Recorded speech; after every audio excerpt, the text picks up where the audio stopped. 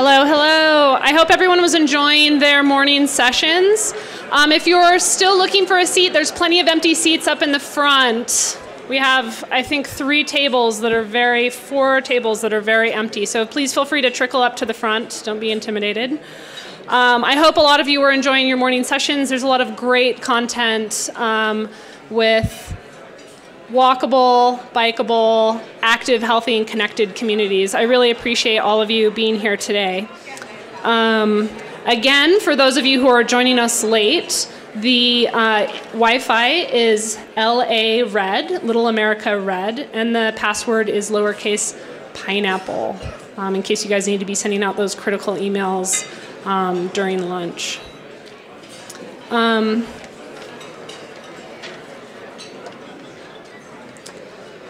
So I'd like you guys to take a moment and look at your lunch. We have a wonderful healthy selection provided by the Little America. We've worked really closely with Get Healthy Utah to make sure that we are providing healthy food choices for our conference today. So thank you to Sarah for assisting us in the food selection. You'll also notice that because we are active, healthy, and connected, you have fruit for your dessert instead of dessert, sorry. I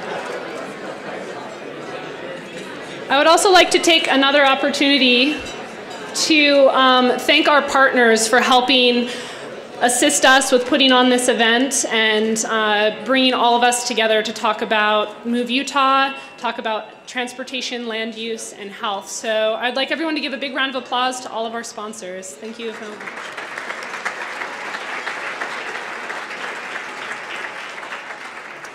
And I'll take a moment to introduce Andrew Gruber. He's going to kick off our keynote introduction for the day. So Andrew Gruber is the Executive Director of the Wasatch Front Regional Council.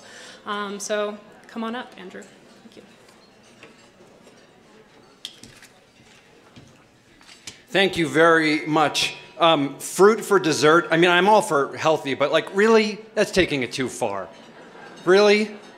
Like a scoop of ice cream is not going to kill you. Come on, Heidi. Okay. Anyway, in all seriousness, let's, Heidi, Muriel, the team that put this together, let's give them a round of applause. This is really great. Thank you so much.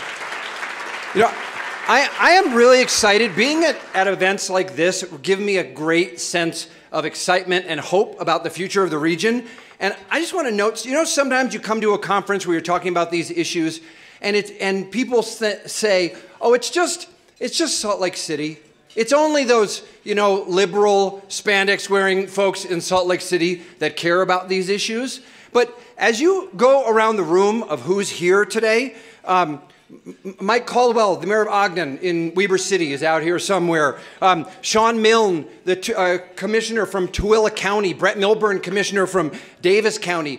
Katie Witt, the mayor of Kaysville in Davis County, is here somewhere in the audience. Mike Mendenhall, a council person from Spanish Fork. Okay, Spanish Fork in Utah County. So I just want to say I am ready to declare dead the stereotype that the issues that we are working on here today only matter in Salt Lake City. They matter all over the region and all over the state of Utah, okay? Now, I know my job in introducing Tyler is to give a sense of optimism about where we're headed for the future, and I'll try to do that, okay? But I actually would like to just be candid and note that to some extent, I am actually a little worried about where we're at in Utah right now. Some of you may know that working with the League of Cities and Towns and the Salt Lake Chamber, we've commissioned some research about growth issues. We are growing the fastest growing state in the country. We're adding a population of a city the size of Taylorsville every year, and we have limited space to grow. And this research that we've commissioned, there's going to be more information about this available soon, says that 2/3 of people living in the greater Wasatch Front area are worried about growth and think we're growing too fast. And so what does that mean to us? Well, I'm worried that it may mean that we're going to have a retrenchment in our communities, that we're going to have a pushback against the possibilities for mixed-use development and multifamily housing where it makes sense, and more transit and more biking and walking, a pushback, a retrenchment against that. And I'm worried about that. However, I do think that by having these kinds of conversations and some of the information that Tyler is going to give us, we can be optimistic about the growth that we have coming, but we have to be on top of these issues. If growth actually can be an opportunity for us, not a challenge, but an opportunity for more livable, walkable, vibrant communities if we handle it in the right way. And at Wasatch Front Regional Council, where I have the pleasure to work, that's the work that we do. We work with all of you, local government, community leaders, transportation agencies, private sector, et cetera, under a banner that we call Wasatch Choice 2050, which is a regional vision for how we can grow. And just briefly, in the vision, providing transportation choices for all modes of travel. Driving is okay, but transit and biking and walking have to be part of the solution. Housing options, giving people choices for the types of neighborhoods and range of housing at all levels of the income scale. Preserving open space, ample parks and trails and our iconic mountains that we love so much. And then finally, a cohesive plan for integrating all of those things together. Where is the housing going? Can we coordinate it with the transit system that we have, this amazing transit system that we have in place? Can we coordinate the location of jobs and housing so that people have the opportunity to live and work closer together and therefore lead to more walking and less driving in the future? And if we do this, we know what will happen in the future. Less time commuting, better air quality, sustainable environment, stronger economy. And all of these issues, the way that we design our community and our region is one of the key factors in health, physical, mental, emotional health. And that's where Tyler comes in. Tyler is going to talk to us about these issues. Now, it's no surprise, Tyler was the keynote speaker in 2016 when we kicked off the Wasatch Choice 2050 visioning process. At that time, Tyler was the vice president at Kaiser Permanente. Now, Kaiser is one of the largest healthcare organizations in the entire world. But Tyler didn't work on healthcare specifically. He worked on the design of the communities. And so why should a healthcare delivery organization care about that? Because they know that the way that our communities are designed has as much, if not more, impact on health outcomes than the quality of healthcare itself. Now, Tyler has since left Kaiser Permanente. He's the chief executive of Well-Being Trust, which is a philanthropy with a mission to advance the mental, social, and spiritual health of the nation. But for 30 years, Tyler has been working on health and development initiatives in hundreds of communities in the US and literally all over the world. He's got extensive background as an entrepreneur, an advisor to philanthropies and health systems and government agencies that are all working to improve the health of people and places. He's got an extensive education at Harvard and other places. He's got a master's in divinity. And I know that he, from talking with Tyler, is really excited to talk to you, and you're excited to hear from him. So I will ask Tyler to please come on up to the stage.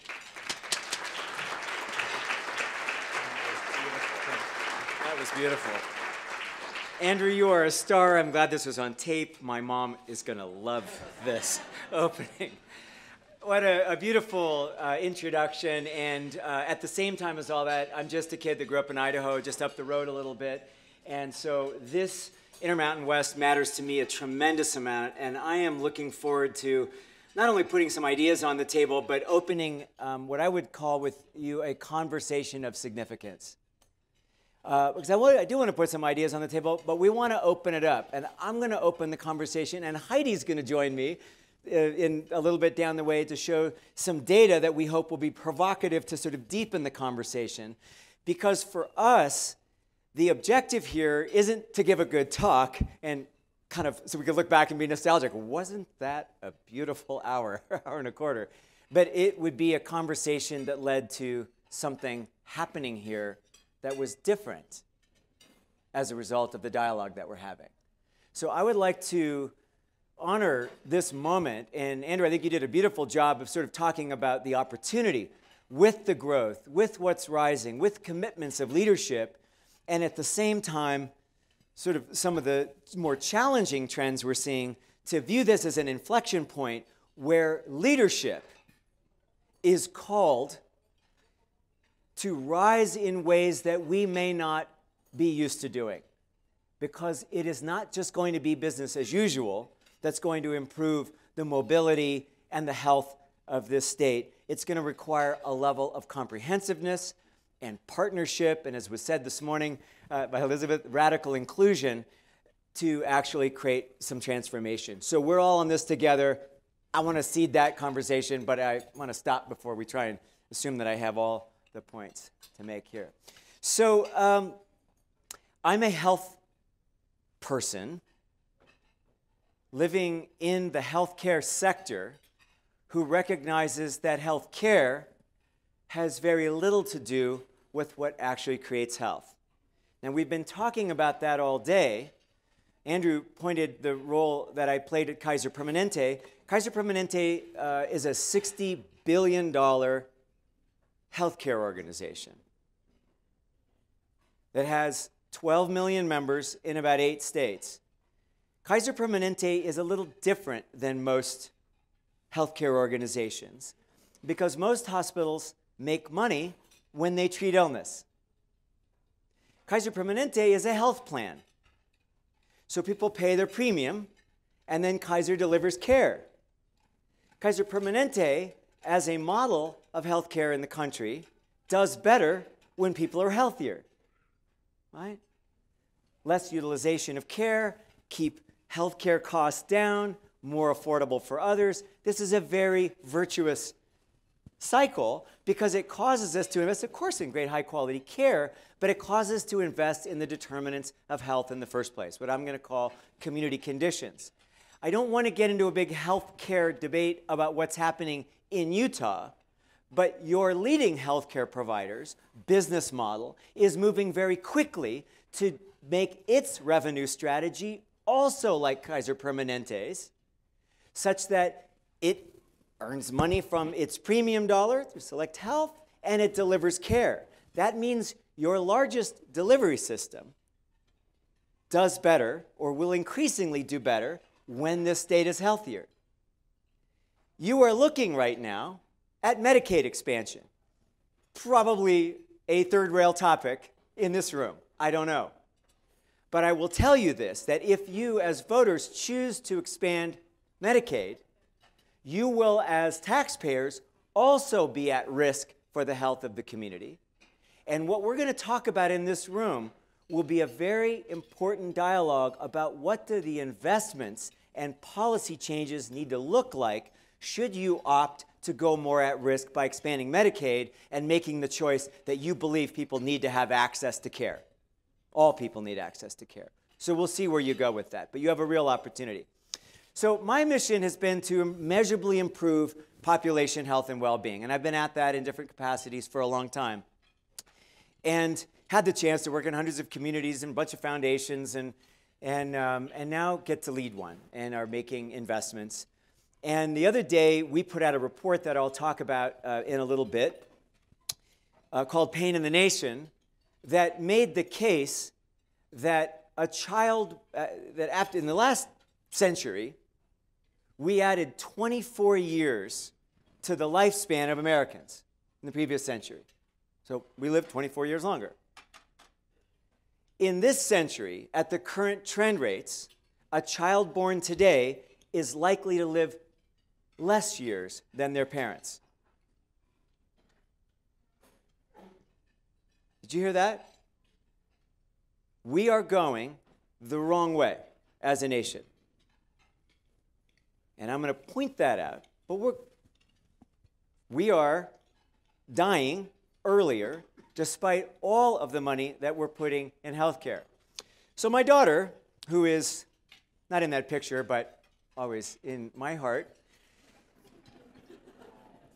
she grew up with me traveling around trying to improve population health. So she picked up this report the other day that we delivered and says, what the, you've spent your entire life trying to improve the health of communities, and this report says we're going backwards. What have you been doing? Now, it's kind of funny, but it's not that funny, because on our watch, we face our kids, and we are delivering them less years of healthy, productive life. So we have an opportunity in this room, in this region, in this state, to model what it would look like to create organizational practice changes, public policy changes, and the use of private capital markets to make the investments that could improve health and lower the cost of sick care to make healthcare more affordable for all Americans. That is a conversation that the health sector is having, and the reason we're in a conversation right now with transportation and housing and land use planners and folks making sure that we have access to the healthy environment is that we know that that is actually where health is created. So there's our kind of opening. So what do we do about this? So let's take a look at the world, right? These are the big economies. The US, we sit at the top, then China, then Japan, then Germany. Then if you actually carve out the US healthcare sector, it's the 5th largest economy in the world. So this just gives you a sense, right in front of the Great Britain, of how big our healthcare spend is, right? We are buying a lot of healthcare. So how are we doing for that healthcare? This is a way of looking, I apologize for these darn slides, they're really small, but the US is right in the middle. Do I actually have I don't have a laser, sorry. In the middle, you can see the United States. It is the one with the shortest red bar, right? Because what that is showing that we spend, the blue bar is the spend on healthcare compared to other nations, and we spend far more than any other nation on healthcare, and that's a 16.3%. We're pushing 19% right now of our GDP, right? Almost 20 cents of every dollar on sick care services, right? And we spend less than all these other developed nations on the other social determinants of health, right? So we've chosen to spend on healthcare and less on the determinants of health. What has that bought us? Well, let's start on the right-hand side. Recently, lining up all the nations on Earth, you can see the United States down there. You can see our beautiful flag down there at number 38. On the right side, it says number 1. We're number 1 in spend. We're number 38 in outcomes. So that's what we're getting for our healthcare spend. Now, this could be a great country to get sick if you have insurance, because you're going to get high-quality care. Amazing high-quality care in the United States of America. But if you're trying to be healthy, we're not delivering that, right? And over time, that will just cause the healthcare sector to eat up more and more money that should be going in the things that we might say cause the determinants of health in the first place. Overall healthcare ranking against the leading OECD countries, the US is at the bottom of the top 10 stack, right? I don't need to belabor that. It's just a way of recognizing what we're getting for our money because of how we're spending money and on what. So here, because I'm leading a foundation now focused on mental health, and it's kind of converse on well-being, mental, emotional well-being, as Andrew framed beautifully for us, depression is the leading cause of disability in the United States. In fact, 39% of every hospital visit has some comorbidity with depression, anxiety, substance use disorders, thoughts of suicide.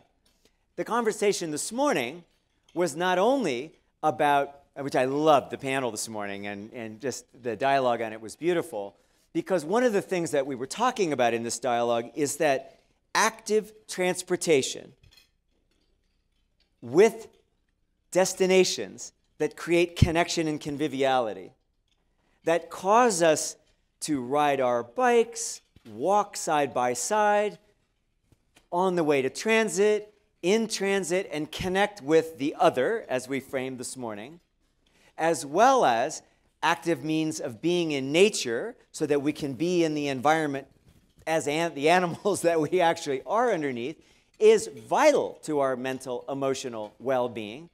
And yet, the way that we are isolating ourselves, not only in our cars and our houses and our communities, is a direct contributor to poor health status.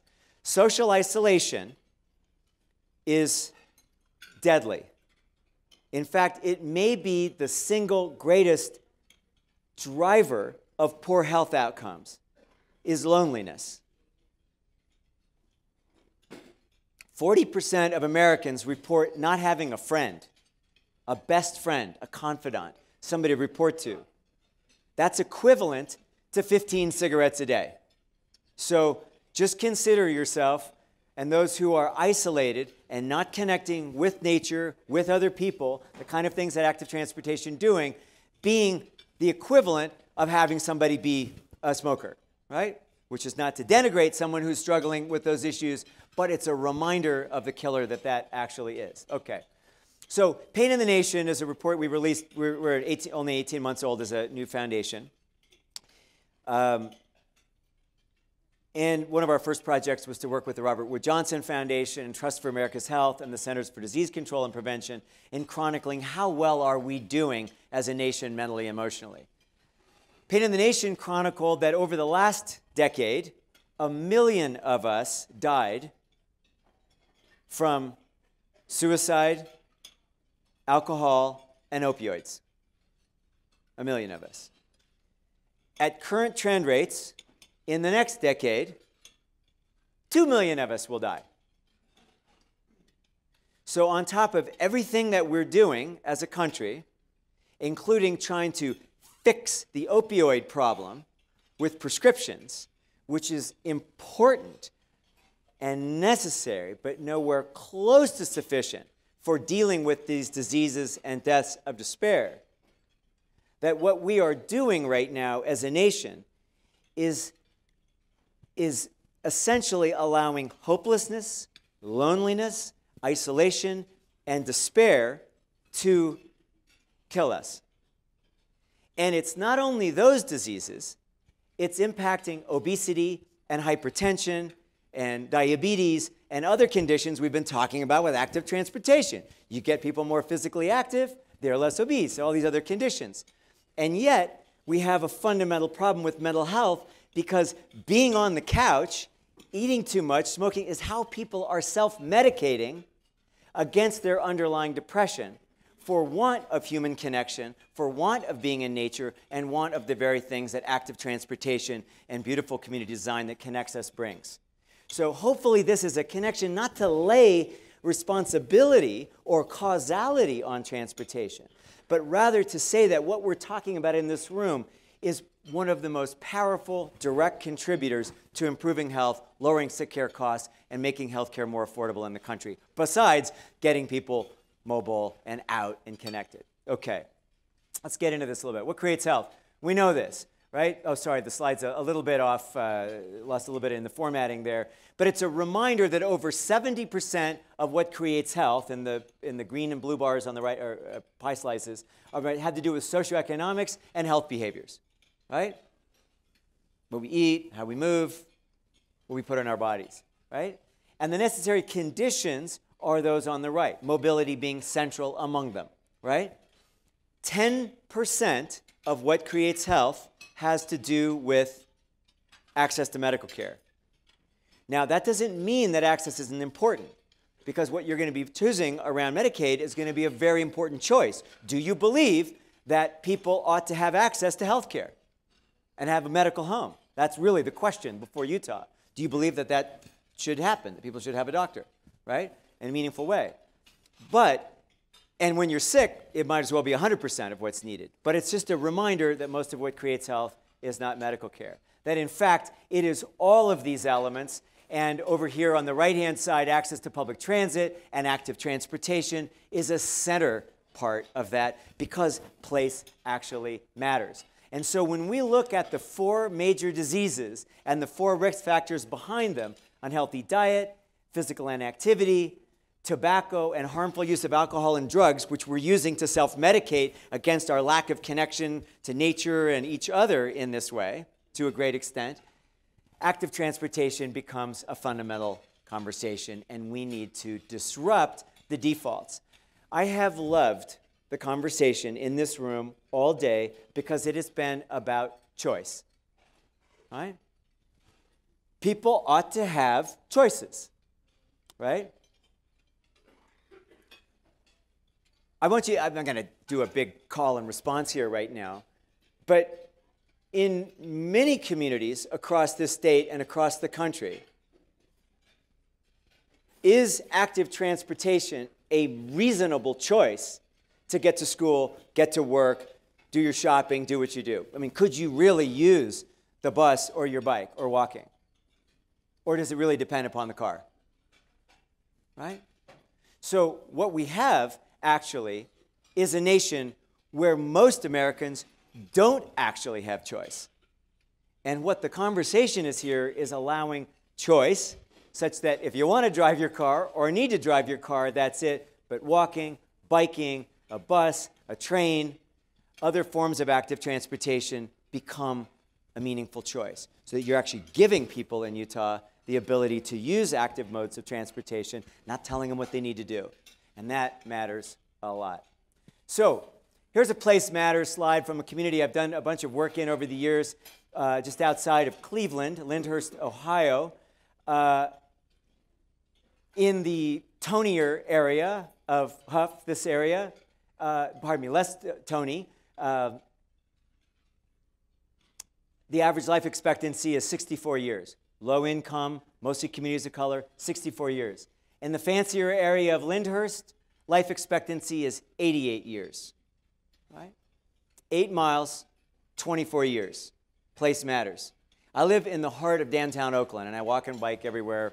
I can't actually tell you where my car is. I'm surprised I even have one right now because I don't need one, because I can walk or bike or BART, whatever I need, and that works. And all of my transit trips, like on BART, begin or end with a walk or a bike, so active transportation just is part of my life. Those aren't the choices that are in fact available there. So the Institute of Medicine in our healthcare sector that's saying, well, how are we really going to improve health status because we're going the wrong way, is saying it's unreasonable to expect that people are going to actually do the things that are going to make them healthier when the environment doesn't support them. That's why the default environment that doesn't provide for walkability, bikeability, or the use of transit, or create places that we meet each other or access to nature, is not only not providing choice, it's actually killing us. So the healthcare sector overall, particularly organizations like Kaiser Permanente, but Intermountain and the other half dozen plus providers here, have all recognized that we need to start doing things that improve health, because increasingly the business model of the healthcare sector is to be at risk for health, which means we need to be investing in the things that produce health, like this. So parks, trails, active public spaces are health solutions. We can talk about where and how that's gone on. When complete street ordinances are part of a general plan, and we make walking and biking a safe, accessible opportunity, we improve health status. When we convert corner stores to create healthy, fresh options, and we make it walkable or bikeable to get to them, people start being able to make the healthy choice the easier choice, or the right choice, I think, as was made, an easier choice. Farmers market and community gardens, which tend to be in our neighborhoods, which actually therefore also support alternative modes of transportation. Multimodal transit options. In schools, we could go through this nutrition standard, joint use agreements, which keep schools open after hours rather than necessarily building another facility. Safe routes to school, which has been a very powerful way of really shifting the way we get to school. Walking school buses, which we could talk about if you're not familiar with all that, are transformative ways to not only get to school. One of the things I've always loved about walking school buses is that as the parents are walking with a handful of kids, and then you go by the neighbor's kids, and the kids sort of jump into the walking piece, you get to know your neighbor's kids. Your neighbor's kids get to know you, right? And we understand when it comes to all the things we are concerned about with our kids, how something as simple as walking or biking to school together as a group not only has the physical activity benefits, but the relational benefits, creating community, trust, reciprocity, cohesion, and frankly, the capacity to function meaningfully in our democracy, and because we know each other better. In healthcare, walking physical activity prescriptions. Again, I'm referring to my previous employer. We had 20,000 physicians to serve all these members. And a good percentage of them, over 10, 15%, were pushing on the organization to support the writing of walking prescriptions. Right? That makes sense? So you're talking to a diabetic, somebody with hypertension, et cetera, and the doc wants to write a prescription to say, I'll just pick on my brother Andrew here, we'd like you to get a little more physical activity. Here's a walking prescription. The rate-limiting factor on the physicians writing a walking prescription was understanding whether it was in fact possible for you to walk. They're not going to write a prescription for metformin for your diabetes medication if there isn't a pharmacy, right, to go to. No doc's going to do that to you, right? There's an assumption that if I write you a prescription for the metformin, you're going to be able to go to the pharmacy and get that fulfilled. But if we're talking to a person in a sort of a mobility desert, I don't know what you want to, transportation plan, is that actually a term? Okay, this morning, right, we'll just see how it plays over the course of the day, right? That I write you a prescription, but you can't actually fulfill it, to walk to school, walk to work, etc., or have transit where you have walking and biking and linked to that. As we began to invest in safe routes to schools, as we began to invest in complete streets, and I don't mean just complete streets in concept, but I mean really complete streets, building out what complete streets can actually be, not just in the label, but really the fullness of that, which we can talk about again in this room right now. Our physicians started writing physical activity prescriptions because there was a structure for fulfillment on the backside, just like a pharmacy, because the community essentially became that. So, an active transportation at the work site. So, does this add up? Right? So, again, just kind of picking on the data that I have access to from Kaiser Permanente, KP's annual community benefit spending, in other words, as a nonprofit that's not paying taxes like most nonprofit health systems, like the ones most of the systems here, don't have a big tax bill, right? But they then they provide high quality care, which is an extraordinary benefit to the community, but they pay additionally a community benefit investment. Kaiser Permanente's was $2.5 billion a year, right?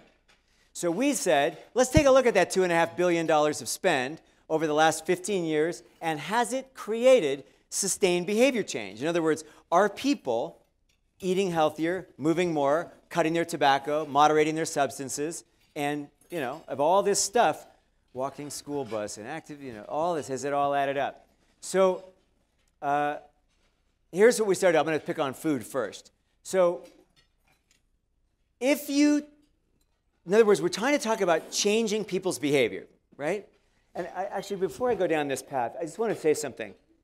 You don't have to raise your hand, but how many of you actually struggle with your weight? You don't need to raise it. It's not like a stigma thing, but I'm going to just say that I have at different times. I'm not now because actually physical activity is built into my life. I don't even think about it because I'm walking and biking, whatever. But at different times, you could pick up, I was 10, 15 pounds over or whatever. Most people that are overweight or become obese put on about 1.5 pounds or 2 a year. That doesn't seem like much, right? That's actually not that much, right? It's just that after 10 years, now you're 20 pounds overweight, right? That 10, 15 minutes of walking a day, more than enough to deal with that annual weight gain that most Americans pick up. Simply building that little walk into your day. I'm not saying don't go to the gym. Don't visit the Y. Don't ride your bike.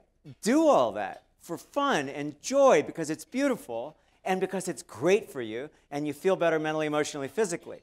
All I'm saying is that when you build active transportation into your life for most of us, that will deal with the weight gain issue that people struggle with, which is many people, most of us. So this is in reach, and it's actually in reach through the kind of solutions you're putting in place. So if you are trying to change behavior of kids to eat healthier in a school, what do you think the impact is of swapping out half of the junk in the vending machine for healthier options? What's the behavior change impact of changing 50% of the food out? What do you think? Is there any behavior change? Absolutely zero, just for the record, right? Absolutely none. Which doesn't mean it's not the right thing to do. It's absolutely the right thing to do, to have healthy options in the vending machines and pull out the soda.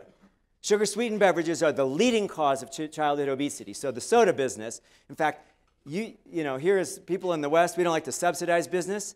If there was any subsidy besides roads, right? Besides non-active transportation, that this country subsidizes, it's cheap calories, right? So if you believe things ought to pay their way, let's start looking at non-active forms of transportation and cheap empty calories. Because as taxpayers, we're subsidizing that all day long. And we're paying for it on both ends. The companies that make money off of it and the sick care costs on the other side. You want to know why healthcare is unaffordable? Because we're subsidizing the things that kill us. And we don't like that in the West, do we? No matter what side of the political angle you're on. So that's business decisions that we can be thinking about. So vending ban, it's better, right? It's better. More healthy options. But sustained behavior change, not happening. Whole school reform. In other words, scratch kitchens, healthy local food, not the lunch lady dropping the food unit into the oven and popping it out, but actually fixing food with love and serving it with love in the school. Now you're starting to get at what will create sustained behavior change. But anybody who's had kids or going to have kids or whatever knows that if there's a burger joint or whatever across the street in the corner market stir crap, it's not going to add up. So you have to change the entire food environment. Okay, let's pick on active transportation. Walk to school day, impact? Sorry. It's a good thing. I'm not saying don't do it. It raises awareness. It's just impact by itself, nothing. Walk to school year, I love that. That sounds even better. By itself, don't think it's going to have an impact. It's a good thing. Maybe build relationships, other things that go on. Good to have the physical activity. Will it create sustained behavior change? Complete streets. Now we're starting to talk. You walk or bike to school. You do that all year long.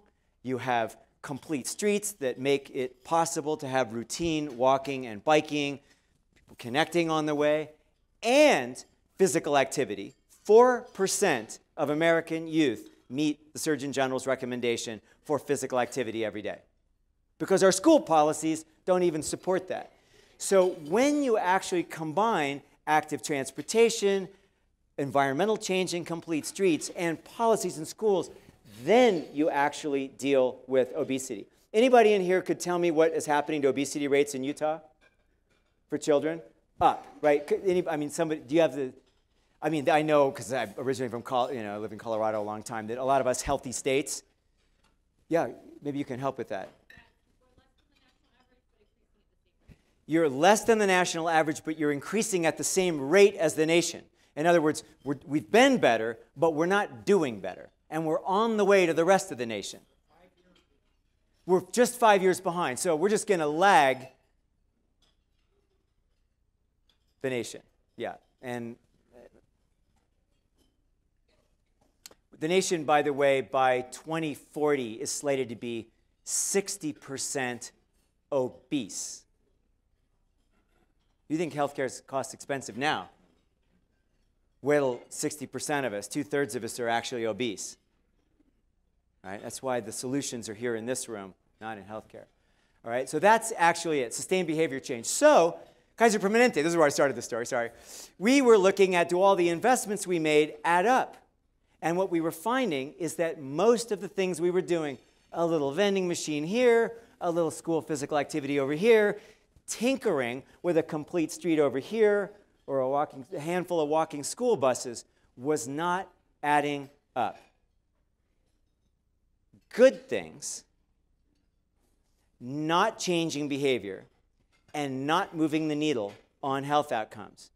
Now, I'm a little bit like how you started this. I didn't come in here to be a downer, but there's so much positivity in this room that I feel it almost incumbent to sort of name it, that this is absolutely where we want to be heading. But if we tinker and mess around and effort at this, it will not add up. So we're either all in, or my daughter Eliza is going to be talking to you about what happened on your watch, right? What happened on our watch while we messed around and half-efforted. So my theme of this, and then Ida's going to come up and we'll get into this, is going to have to do with comprehensiveness and how we need to tie these strategies together, which is fundamentally a leadership question for not only mayors, members of city council, but business leaders, faith leaders, nonprofit leaders, civic leaders, neighborhood leaders, transportation, housing. We have got to think differently about how we do an all-in approach to do this. Now, since we're talking about kids, I have a 23 and a 25-year-old, and I'm still pretty active with them, even though they're on their own. One's out of college. And how long does this take, this parenting thing? Any of you have longer experience than me? What's that? A lifetime, right? It's a lifetime. It is the commitment to life. So what if my kid's mom and I said, well, we read to them in the fourth grade, and yet that's how we do a lot of this work. So this is what I'm getting at. Lifelong commitment, all in, everything you got. That's what it actually takes to change behavior. That's why this conversation is not just, yeah, we're doing some good stuff, but how do we push it all the way to add up? So in our organization, and that very much is true now for the foundation that I'm leading, our notion is all in for impact. We've got to do everything.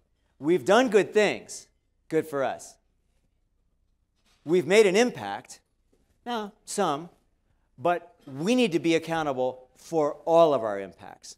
That means everybody in this room is accountable for whether or not we turn the corner on obesity, suicide rates, which are also slated to double in this state, mobility through other modes, and the way we know this are connected. So, I'm doing on time here a little bit. Does anybody know where this is? This is Taipei. This is Taipei, Taiwan. I hope this isn't anathema to this room, but Taiwan decided to do something kind of unique and very important, which is that they decided to give everybody a health plan, right? That they believed that that was important. So I went to a Taiwan Healthy Cities conference a couple years ago and sat at the table of a CEO of a multi-billion-dollar business that was at this Healthy Communities conference. And it was wonderful to talk to this guy about his business and what he was doing. But I had to ask him, why are you a titan of industry at a meeting of community leaders that are trying to improve community health? And he goes, boy, you really don't know much about our country, do you? And I said, well, no, but I'm hoping you're going to help me understand. And he said, first of all, I don't know about you Americans, but we believe that access to health care is a human right. In our religion, we believe everybody deserves the same thing, and we don't ration by wealth. So he placed a moral challenge in front of me. But he said, you may or may not agree with that. You're Americans, you're kind of half and half on that subject, so I'm going to hit it differently. He goes, we put ourselves at risk by giving everybody a health plan. Now, as taxpayers, we're holding the bag. So we invest mightily in the things that improve health in the first place, including active transportation. And they went into this whole story about what they've done around walking and biking and safe routes and complete streets and all the things they've done to engineer and develop communities that would improve this. And he asked me this, he asked me kind of an old book of Friedman's, but he asked me, had you read The World is Flat? And I said, yeah. And he goes, well, then you're going to understand the economics I'm going to tell you. That the factor inputs for Taiwanese businesses, land and labor and intellectual property and raw materials, we're sourcing globally. So do American businesses source globally for all of that stuff. And the costs are about the same, right? And on any given day, our costs are a little higher, a little less than yours for the same product. Our quality may be a little higher, a little less than yours. But we're competing in that world of similar costs of inputs and all of that. But let me tell you about our competitive advantage. Because we put ourselves at risk for healthcare out of our moral belief in the rights of every human being, not just those who can afford it, to have access to healthcare. But secondly, because we put ourselves at risk and we invest in what creates health, our population, on average, is 20% healthier than yours. Our sick care costs are 10% less than yours. That margin is not on all of our products and services. And, my friend from the United States of America, that is how Taiwan is going to whip you. So their business strategy as a nation was rooted in investing in the things that produce health, starting in transportation, because they owned the risk for health rather than disintermediating the risk for health or externalizing the cost of health into human suffering, and then just paying on the back end, which we saw the outcome of what the United States actually does. So that was my friend from Taiwan. I sent him this. I had this slide in my deck when I was coming from the U.S., and then he thought that was funny, and then he sent me this slide later. That was where this conversation ended. So. I'm going to land this, and then we'll open it a little bit. You have to tell me where we are in our time. Are we kind of on it? We're good. On. Okay, good. So the takeaway here is that we're spending a lot on healthcare. Our outcomes are lousy. It's a great place to get care. America's incredible, right? Including in this state. But if you want to be healthy, not the best place to be. And most of what creates health is outside of the delivery system. And that active transportation and the things we're talking about in this room are among the most powerful levers. But if we tinker with them, they will not produce the outcomes. And we will find ourselves actually backing away. And if we don't take a long-term generational view, like I'm talking about with the kids, we're raising our family. This is a generational commitment. My God, this state was founded on thinking about the future. Perhaps as powerfully as any state in the country, a vision for something. I mean, it's incredible what this state is about. So what we need to be understanding then is out of that same vision for a way of living rooted in mental, emotional, spiritual health, what do we know works? And what we know works is when we're all in. And when access to affordable housing, access to healthy, fresh foods, access to active transportation, lifelong learning.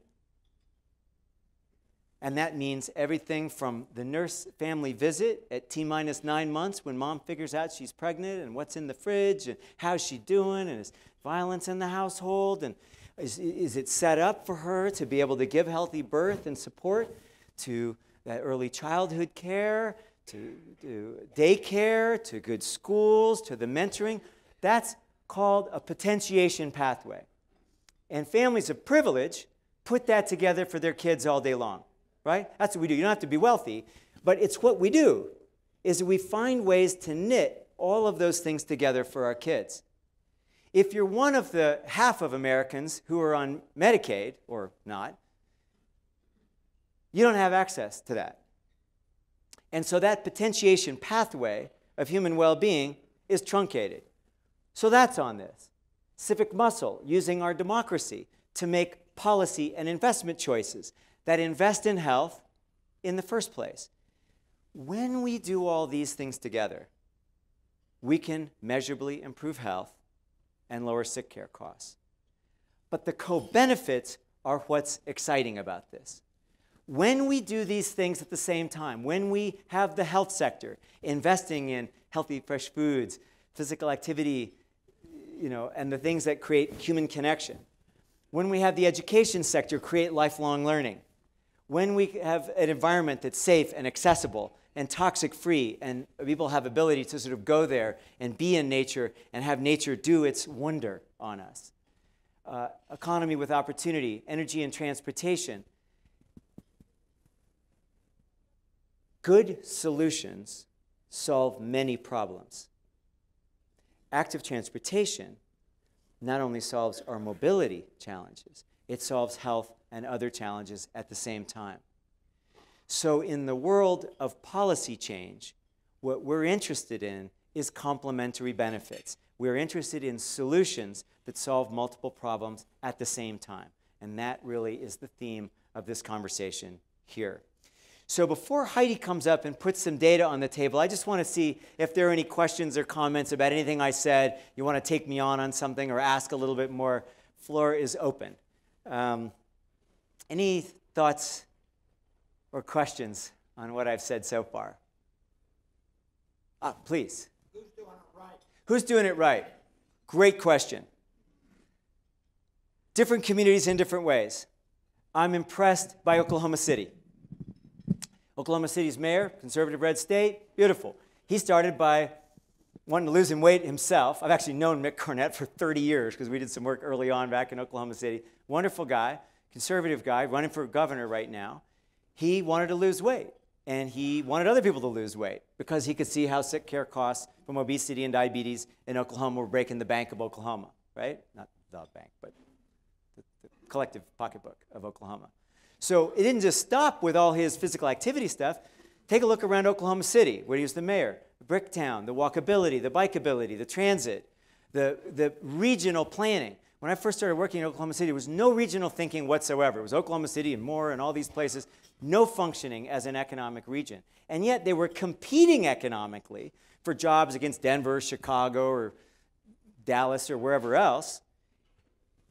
So Oklahoma City has been an example. Charlotte, North Carolina is an example of this kind of comprehensiveness. Denver and Boulder have been an example of this kind of comprehensiveness. But I'm telling you, it's not just the blue places.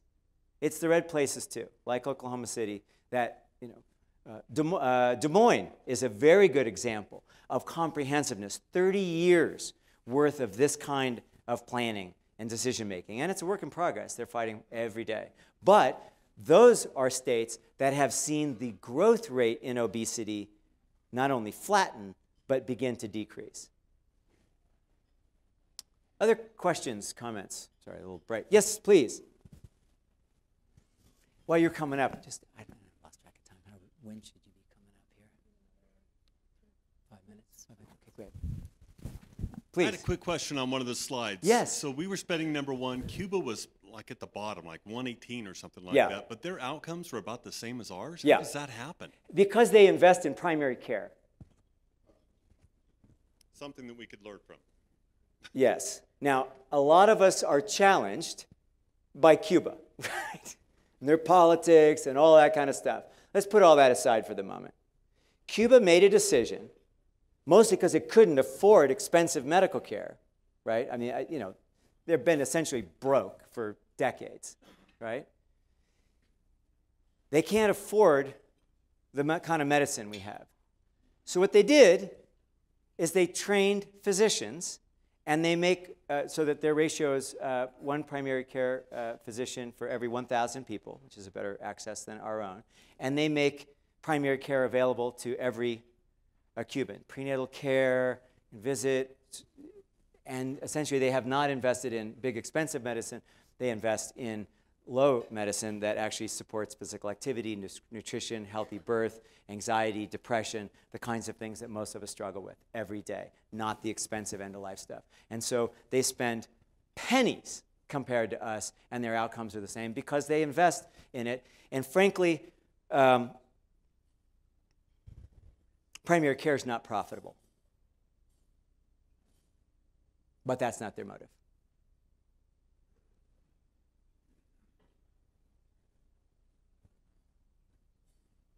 Sorry, that was a little terse, wasn't it?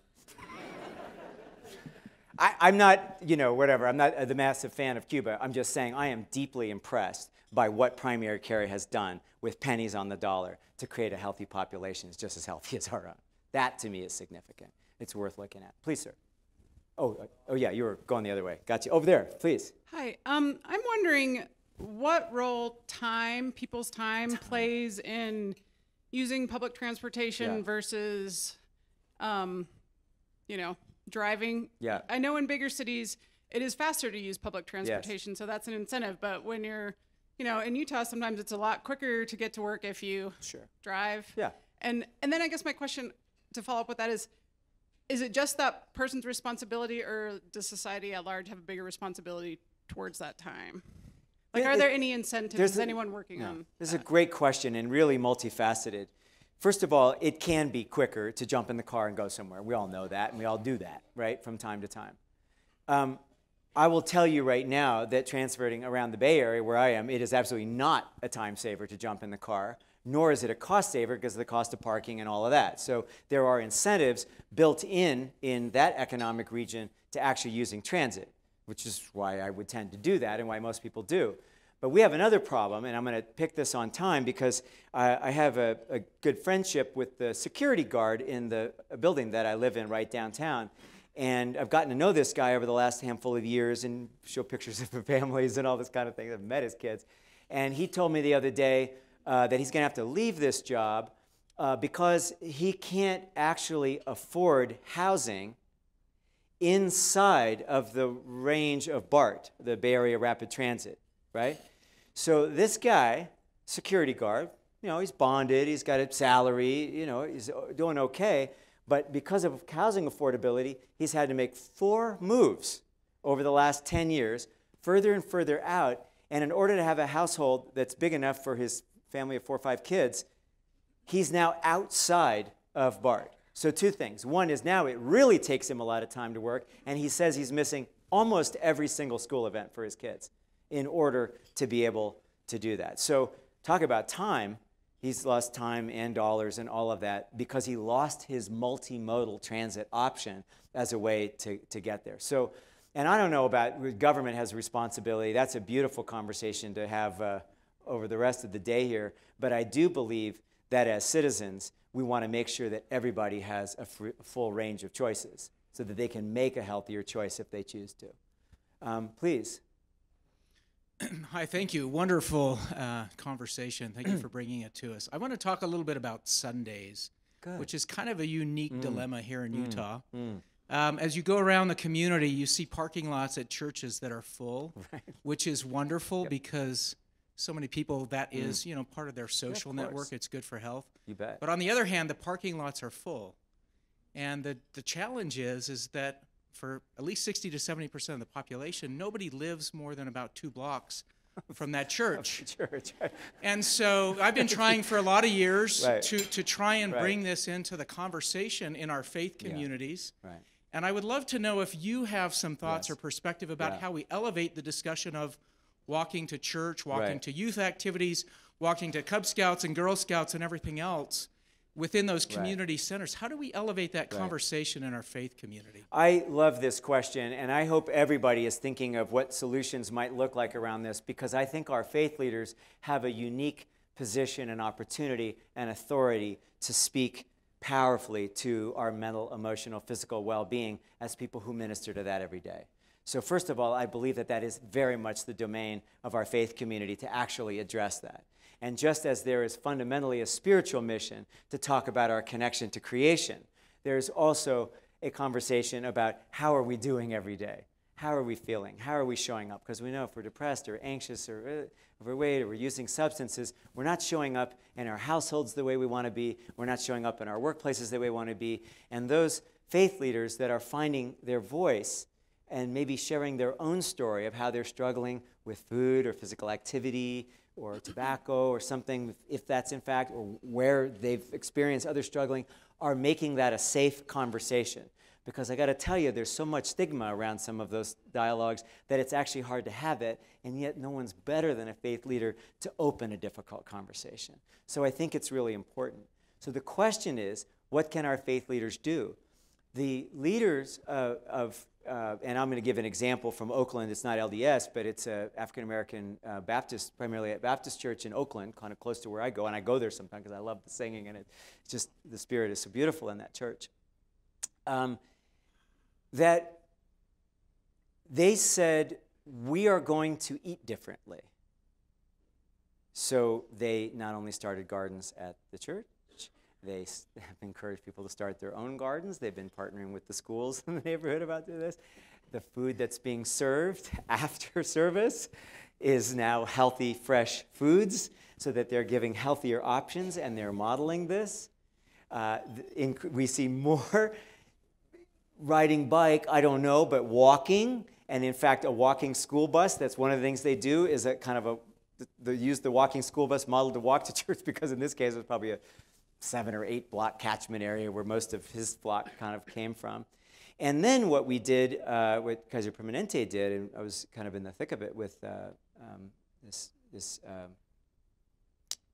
minister, is that we placed health navigators in the church, and we paid for them, so that if somebody was struggling with physical activity or nutrition or substances or tobacco or anxiety or depression, or needed access to safe, affordable housing or transportation options, or were struggling with kids in the school, that not only was the church there to support them in some ways, make referrals and minister to their mental emotional reality, but that the health system actually showed up there in order to make referrals to community organizations. We saw the faith community as the single most important ally we had to impact the health and well-being of this gentleman's faith community. And I will tell you, just this is a little bit of healthcare math, that Kaiser Permanente has 12 million members, and we have a lot of data on who's healthy and who's not and what people cost. 5% of those 12 million members drive 50% of the cost.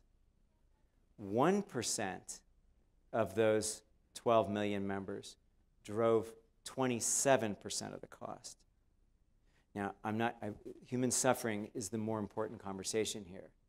But if you're just trying to look at where the opportunity is, and in this case, this minister, in his church, it was the single greatest platform for health we could find. So yes, yes, and yes. Please. And then we'll transition in a minute with 2 more, and then we'll go, yes, ma'am. Hello. Hello. I'm very impressed with the knowledge that you have about worldwide culture. Very impressed. And also, I've been impressed of your presentation. Because that's the ideal, right? To have and to eat healthy food. I've been living in Utah most of my life, and the first time that I heard the word organic was here in the United States. Yep. So you're fighting against giants, food giants, Yes. right? Yes. How? Because I believe that eating natural food, right, grow on our backyards or in the plantation, should be free of pesticides, right? So what is organic versus non-organic? My other question is this. What is the approach that we have to have regarding the, for example, the avicola economy? Yeah. It means Right. the chicken that we eat right now, Yeah. we don't know if half is real and the other half Right. is fake, right? Right. The same thing with the fast food industry. And I have with all the respect here, but I have a statistic about McDonald's, for instance, going to Brazil, and when they start eating that food, they start Yes. having Yes. Diabetes cholesterol and exactly. heart problems. Yeah.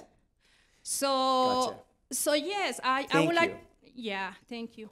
So I would like to know, I mean, should we do an approach as citizens to write letters to these companies, try to get, the real thing in our tables? It's a great question, and some of it, let's talk during the break. I'd love to sit with you and talk with you a little bit about that, just kind of thinking the themes, and I'm realizing we're getting a little short on time. What I just want to say about food while we're at it is that there ought to be the choice of having access to healthy, fresh, affordable foods that are free of toxics that we know hurt us. Mm-hmm. Now, whether you want to be an activist and take on the food business and sugar-sweetened beverages, that's an interesting choice. But I'm going to suggest that right here, right now, in our own communities, we can start buying healthier, fresh foods in volume from Utah growers that actually will create healthier, fresh foods and build the local food economy around the things that we value most. And I was with a number of healthcare leaders yesterday who were looking at concentrating purchasing and buying more healthy, fresh food and making healthy, fresh food more affordable, making the markets so that you create a demand that would, in fact, support the supply. So I think there are very important economic and choice alternatives that could be balanced with activism. And let's talk over our healthy lunch. Certainly. Thank you. Yes. One more, and then I want to turn it to Heidi, please. Yes. Actually, the last two questions, and particularly this one just now, really is where I was going to ask a question, or more or less trying to frame a question or understand how we engage the food providers, and particularly it was Soren that brought up the aspect of time. I think it was right. No, it was Great somebody point. else. But but there's time, and then there's convenience. It seems like we've drifted, or we gravitate towards what is convenient, and how do we, even in the schools and school lunches, it's convenient to go from here to here rather than and the price that we're paying for that convenience.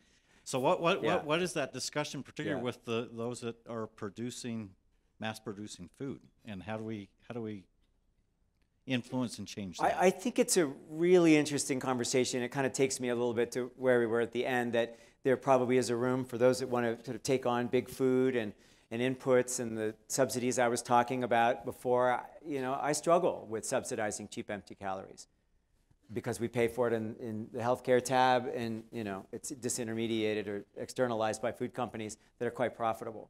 So I struggle with that. But I'm more interested in the market-oriented solutions and the community-oriented solutions, where anchor institutions like hospitals and universities and city governments and school districts start to buy healthy, fresh food in bulk, and those contracts you can take to the market to food growers locally or in this state or in the region, who with those contracts can go to the bank and borrow the money they need to build out what they need to do to get the healthy, fresh food that they can sell back into the marketplace.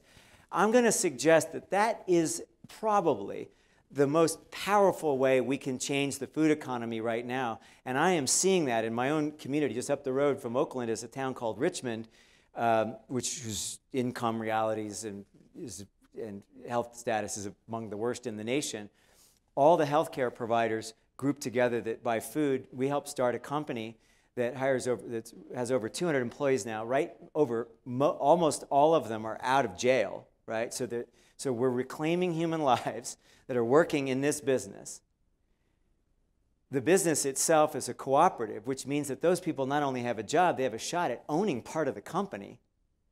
The contracts that the healthcare providers in the University of California and a bunch of the school districts are doing are actually allowing them to borrow the money to do the things they need to build that out. And now we have access for the restaurants and catering and community-supported agriculture to great food that's produced locally, produced by people who most of society has given up on, and is not only renewing the community, but people and our bodies at the same time. That's the kind of solution that I think most of our communities are towards. We'll make some different choices, stop buying the stuff, and the market will deal with those companies. That's my view. With that, Heidi, how about let's taking a deeper look at Utah? How about now? How about mine? Okay, good. Give a round for Tyler. Yes. Excellent. Is this for you? Yeah. Well, we're both gonna have a seat if you wanna. I'm in heels. I guess I could stand. Do you want to? We can roam around. Do you want to sit? No, or? it's fine. It's okay. Anyway, but we may as well keep this food train rolling. So we have a ton of data. We've been coordinating with Get Healthy Utah, with Utah Department of Health, to compile some maps specific to the state of Utah. So you didn't have Utah data or talking points, but we're creating them right now. Thank you. Absolutely. So we'll keep talking about food and food deserts. Our first kind of data analysis area is going to be Ogden. And I think we're getting the maps up and going shortly. But let me just give you some context for the city of Ogden. I think we have Mayor Caldwell in the room. And do not consider this a criticism. This is us talking through issues and what we're doing to combat these issues, what we're doing to better community health, and to have an open dialogue about where we can improve based off of the current conditions. So this data is based off of supermarket access. This doesn't include fruit stands, farmers markets, those types of things. This is just pure access to what we would consider as a traditional grocery store. So if you look in Ogden, you can see that, one side of the map has really, the east bench of Ogden has really good access to grocery stores, to fresh foods, to produce that they can go and buy in a grocery store and come and prepare at home. But when you look at the west side of Ogden, the other side of the tracks, the other side of the 24th Street Viaduct, this is a lower income, predominantly Hispanic community, and their access to food is not great. Their access to walking facilities, biking facilities, and their access to jobs is literally over a bridge to get into downtown Ogden. And so how we talk about this, sorry, I'm like getting feedback from one mic. Okay. How we talk about this is important, right? We want to examine the intricacies with data so that we as planners, as health professionals, as land use developers, we can help provide the things that a community needs and that provides, positive outcomes that fuel our health, right? So how would having access to a grocery store improve health? It's not only access to a grocery store, it's access to healthy, fresh, to affordable foods as well. Yeah. Choices, meaningful choices. As the woman stated so elegantly, most people would like to serve healthy, fresh food to their families. Yeah. But if you have to take 2 buses to get there, and you get there, and the cheap, empty calories are, all the brown stuff in the middle of the grocery store, are less expensive than all the healthy vegetables and fruits and meats and things around the outside, she's not going to take 2 buses to go spend more money on healthier food. Yeah, exactly. So, because she's also busy and as raising her family. Yeah. So, by not having choices, we're essentially limiting the ability of a homemaker or whoever's doing the shopping to actually do what she naturally wants to do, which is to have healthy food for her family. Absolutely. Because her actual only choices are the corner store with cheap, empty calories. Yeah. And then we're surprised when we see her diabetes. Yeah. But we're not, because we're actually, her neighborhood delivers diabetes. Yes.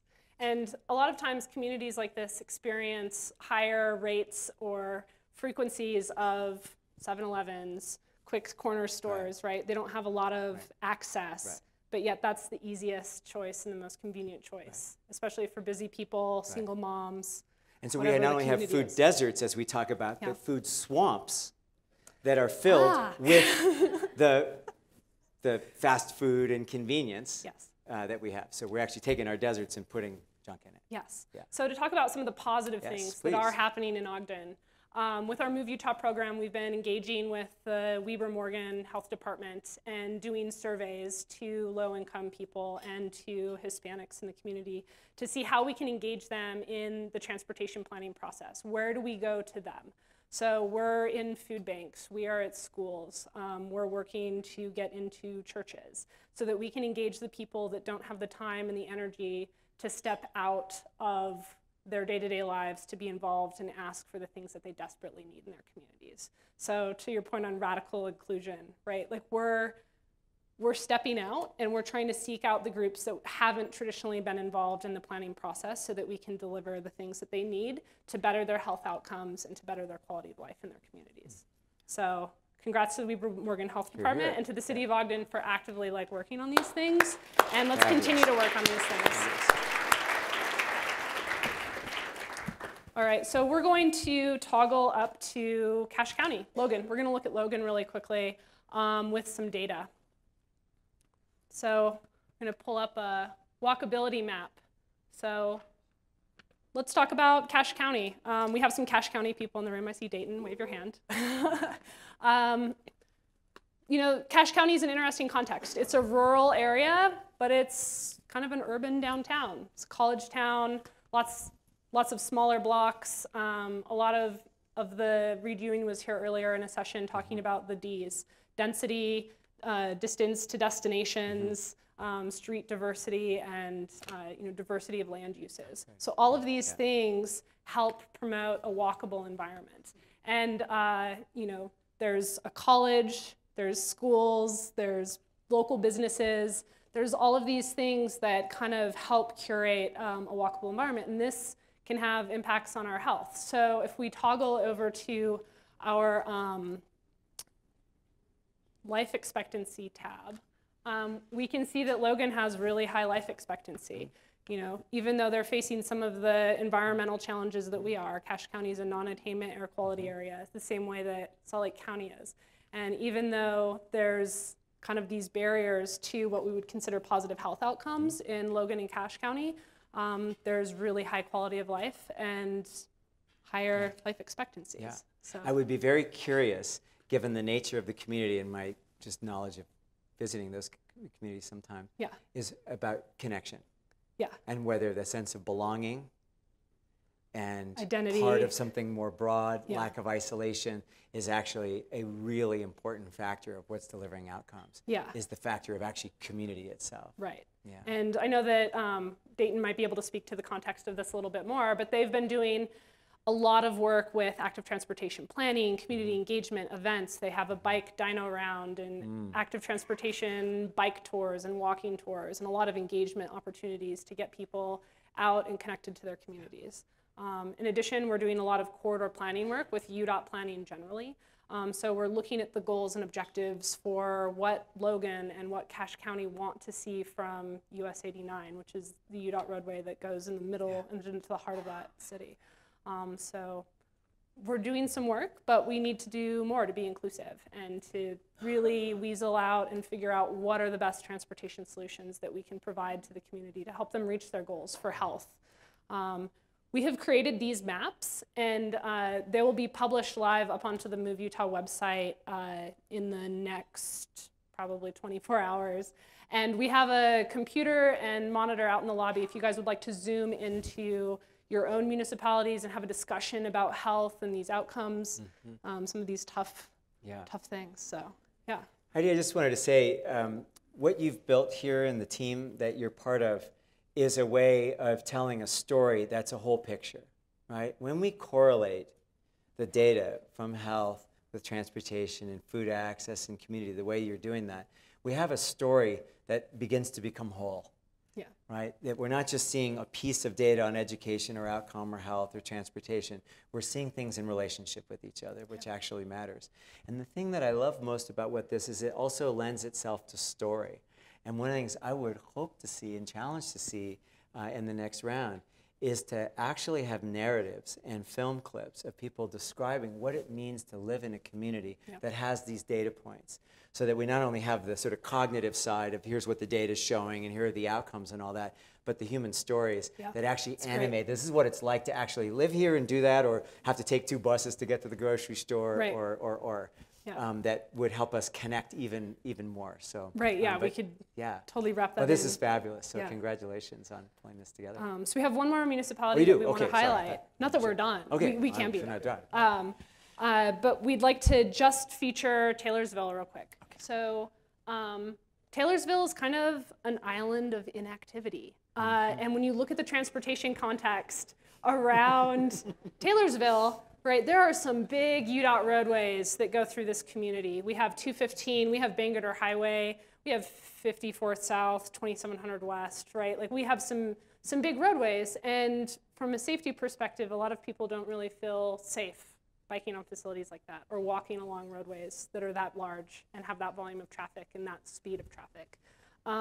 And going back to land use plays an important role in helping people walk. If you look at a lot of the retail opportunities, the shopping experiences, where people are, getting all of their goods and services, they're traditionally in strip malls along Taylorsville. So that really caters to the land use that supports automobile traffic, right? There's not consolidated centers. It's really hard for someone who's walking and biking in that jurisdiction to perhaps walk and bike to all of the things that they need to get to in a quick manner, in an effective manner. And that feeds directly into quality of life and making sure that we can incorporate physical activity into these people's daily lives. And they can make the choice to be physically active. Exactly.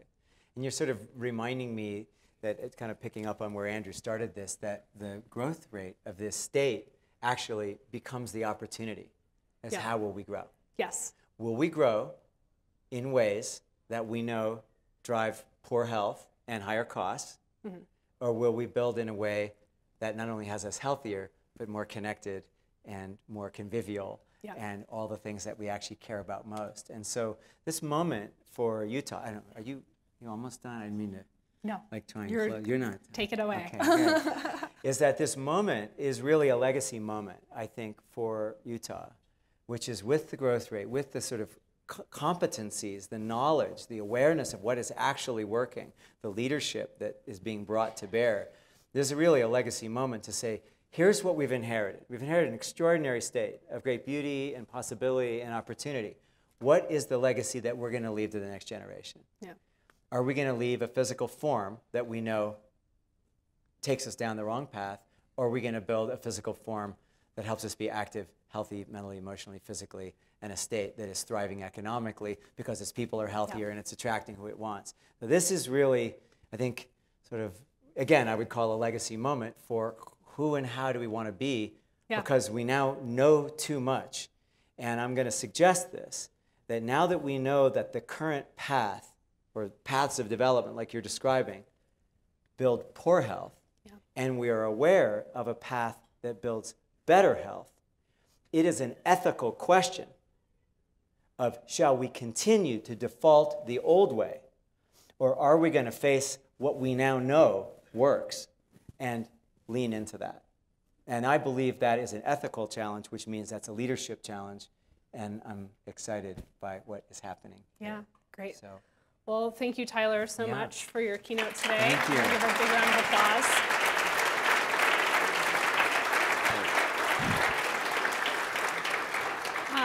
We're going to break for our afternoon portion of the agenda. 5 minutes for a break? We're over time. I apologize. My fault. It's my fault as well.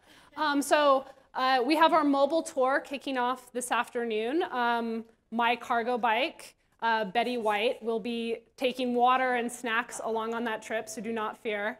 And it should be a great time. It'll meet in the lobby. If you're here for the other breakouts, you can stay here. And yes, sorry, Bureau. Then we have an afternoon mayor's panel for the participants that aren't engaged in the mobile tour. And if you'd like to come back here and network and mingle after the mobile tour, after the panels wrap up, please feel free to. Thank you so much for an engaging lunch, and have fun this afternoon.